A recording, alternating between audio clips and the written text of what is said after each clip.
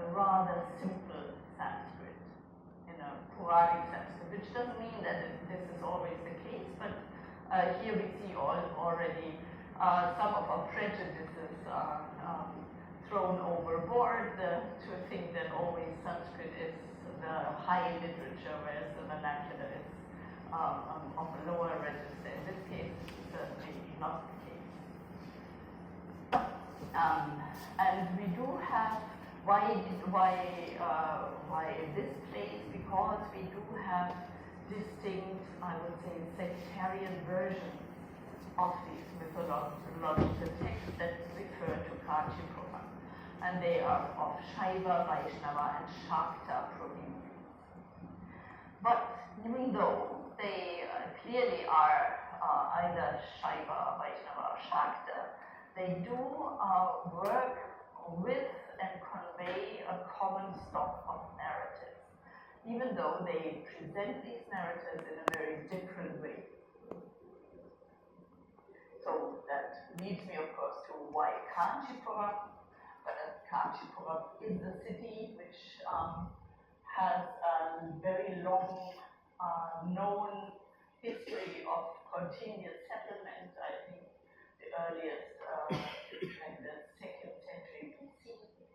And it is like Benares. Kanchi is one of the Santa Moksha Puri, so the 7 cities that lead to moksha. And it is religiously diverse, Shaivism, Vaishnavism, and Shaktism, plus, in at least historically, Buddhism and Jainism. And that means that different traditions live very close to each other and necessarily interact with each other. And this interaction makes this especially interesting. At the same time, in Kanchipuram, we find the ancient history and a vibrant living tradition. What does that mean? When we look at our text, most of the sites that we find mentioned in the text, which are of the medieval pre-modern period, are still today in existence, and they are under worship. So these are temples that have been established much earlier, but they are still and have been continuously under worship. And that makes it, of course, very interesting for us, and you will soon find out why. So what is this project about? Our project is based on the assumption that temple legends in South India occupy a dual status as both tangible and intangible heritage. What does that mean? As material record in their physical manifestations, that is, as Tartaic manuscripts, as old prints, they are tangible, of course, the texts themselves.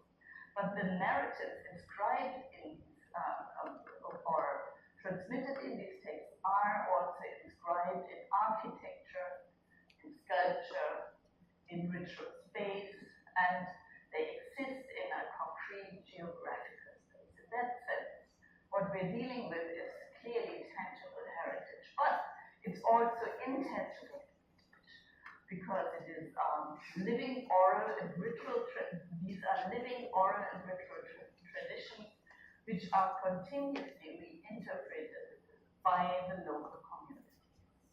And together, and only together, that is our argument, they represent a very dynamic form of heritage that shapes collective memory and identity. Having said that, this situation, of course, poses challenges to us as researchers. So how can we analyze this rich cultural resource without reducing it to one medium? And how can we represent the different media of transmission in a non-hierarchical way? And why am I talking about a non-hierarchical way? My own, let's say, academic background is I'm a Sanskritist, I'm a philologist. And let's say my disciplinary attitude would be to take the texts and the Sanskrit texts as the main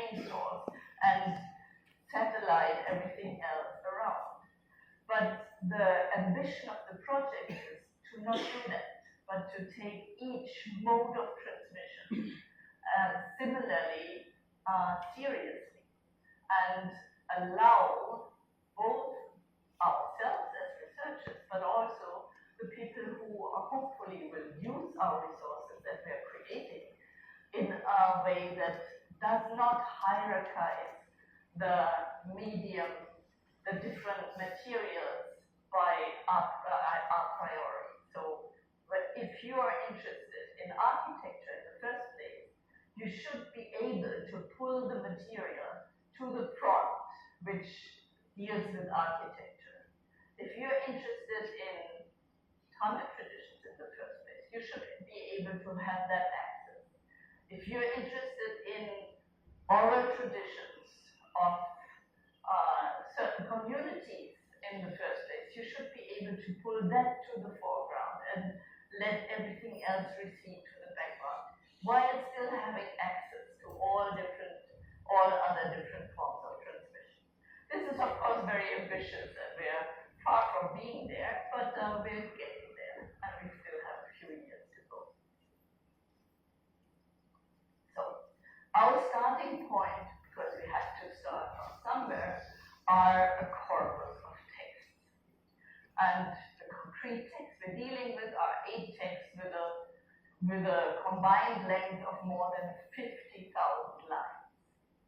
They are, as I said, composed in Sanskrit and in Tamil, and they represent different religious perspectives, Shaiva, Vaishnava, and Shakta. Some are transmitted in old print editions. These are printed editions mostly from the end of the 19th, beginning of the 20th century, mostly printed in Ganta, Telugu, and Tamil script, but with very little critical apparatus. So we don't know which manuscripts are in the background of these printed editions. So they're basically, we have to treat them as like we would treat a manuscript too, because they're one witness of a specific version of the tradition. They represent different perspectives, but most of the texts are also preserved as palm leaf manuscripts. So the first task that we have largely fulfilled now is to collect the manuscripts that we find, that we know of in different libraries, mostly in India, some in Europe.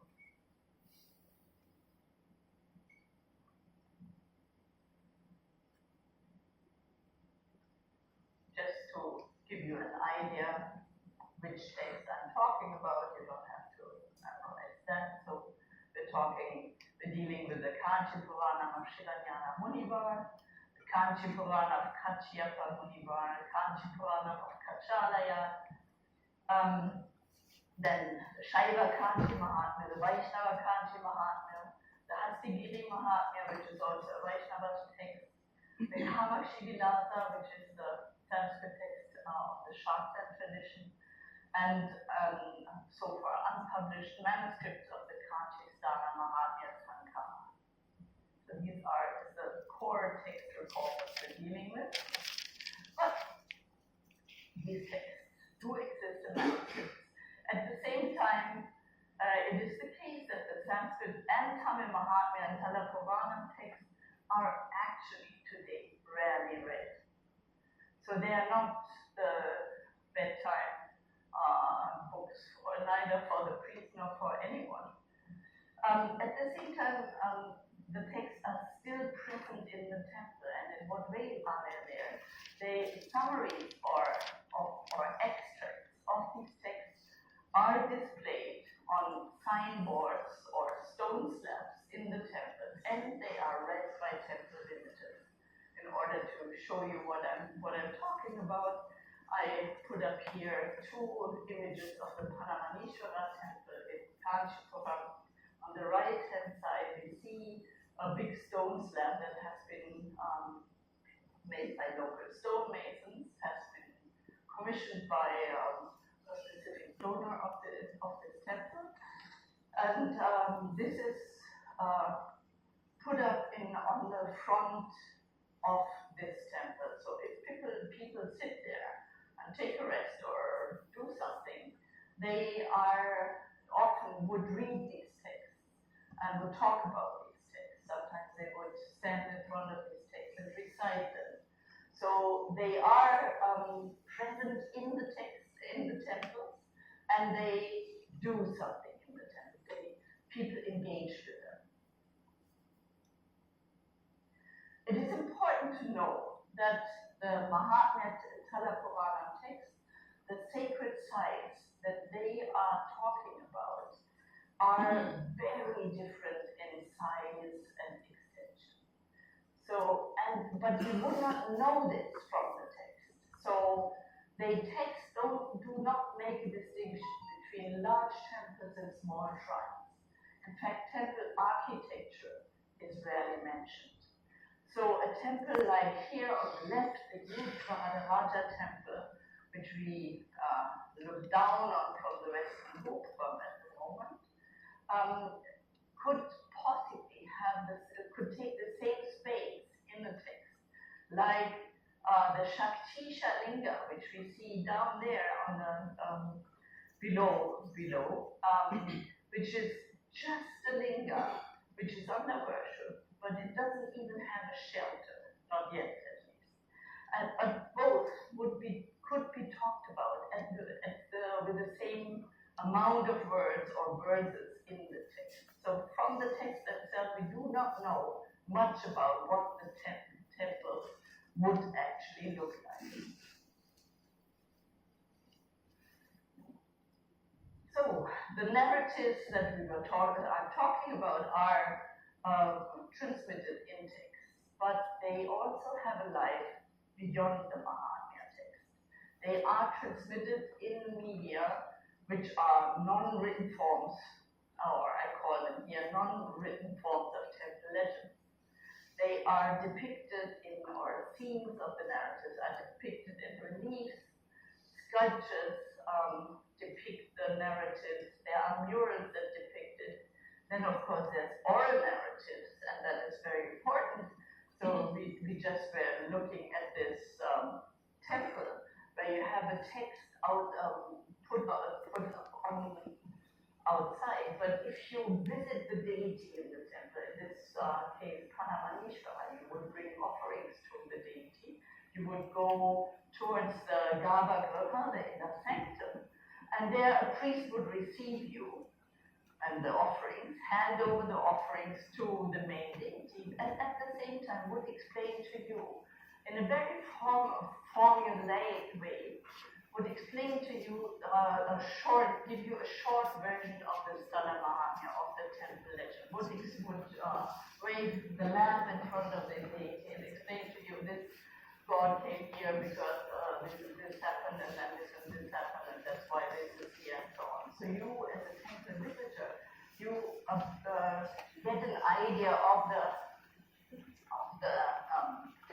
narrative pertaining to this temple by simply visiting and performing your worship.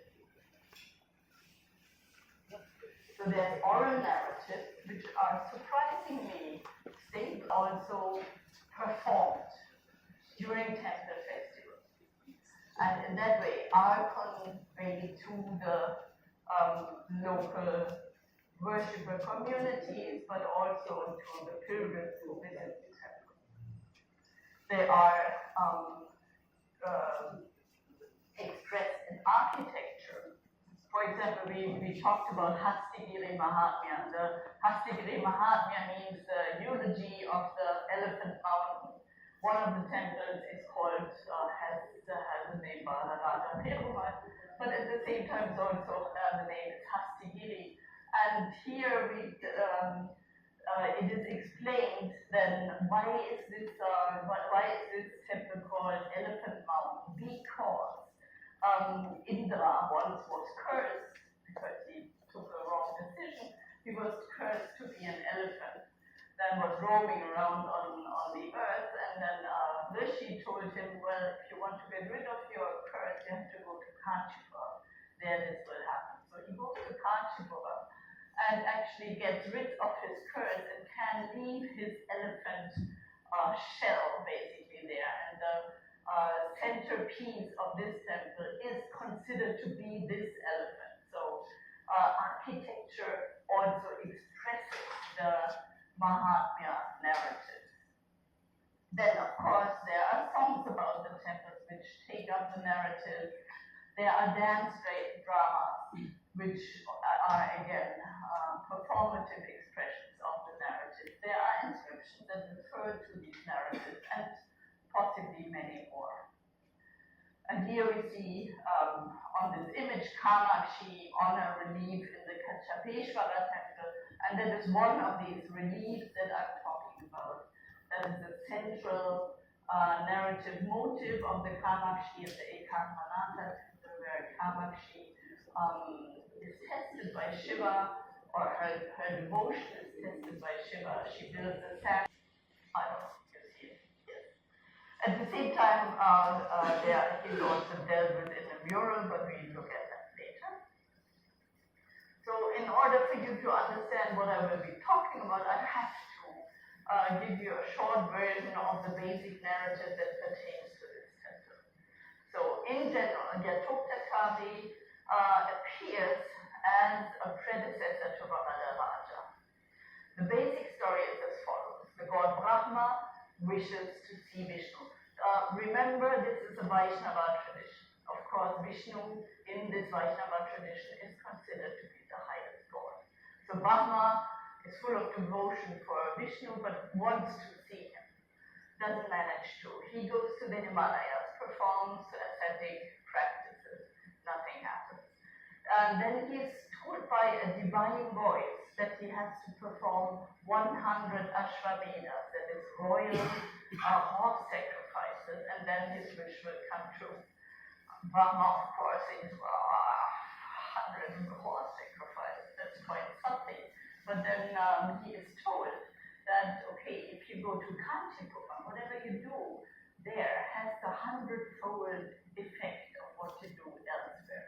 So go to Kanchi, then one horse sacrifice will suffice. So he is directed to Kanchi, where he shall perform this horse sacrifice. As some of you might know, Vedic sacrifice cannot be performed without the wife of the sacrificer. So unfortunately, Brahma, who has of course a wife, Saraswati, had a conflict, domestic disharmony, I would say, beforehand, and Saraswati left. She went north, or wherever she went, she's not there. So that poses, of course, a problem for Brahma, who wants to perform a horse sacrifice. So he sends his son Vasishta to call her back. Vasishta goes there, but Saraswati says, no, thank you. If you want something from me, you should come here.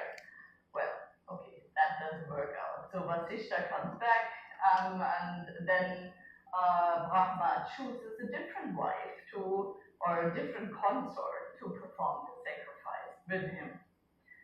The demons, who are notoriously envious and feel really not dealt with in a appropriate manner, they see their chance, they go to Saraswati and say, hey, Saraswati, do you see what your husband is doing there? He has another wife and is performing the Ashvamedha without you. Do you like that? And she doesn't. So Saraswati becomes very furious and is determined to destroy this sacrifice. She transforms into a raging river and rushes towards the sacrificial site. And this river is called Vegavati, the fast-flowing one. Brahma, all the people of Kanchipuram see her coming, and I get really scared because everything gets dark and trees and mountains are tumbling towards Kanchipuram, so they see that's really going to be very uncomfortable. So they run to Brahma and say, Brahma, what shall we do? What shall we do? Brahma says, I don't know, let's ask Vishnu. And so they go to Vishnu and begs him, takes refuge in him, and and begs him to take the sacrifice. Vishnu does as he is asked, that's why it's called Yatoktakari, and lies down across the river's path and blocks the river. The river has to go underground, and Brahma can complete his sacrifice, and in the end Vishnu appears as Mahabharata. So that's a basic storyline. We do this basic, see this basic storyline on reliefs, in reliefs, on pillars in the Mahabharata temple. So on the left side we see Brahma performing the Ashwagandha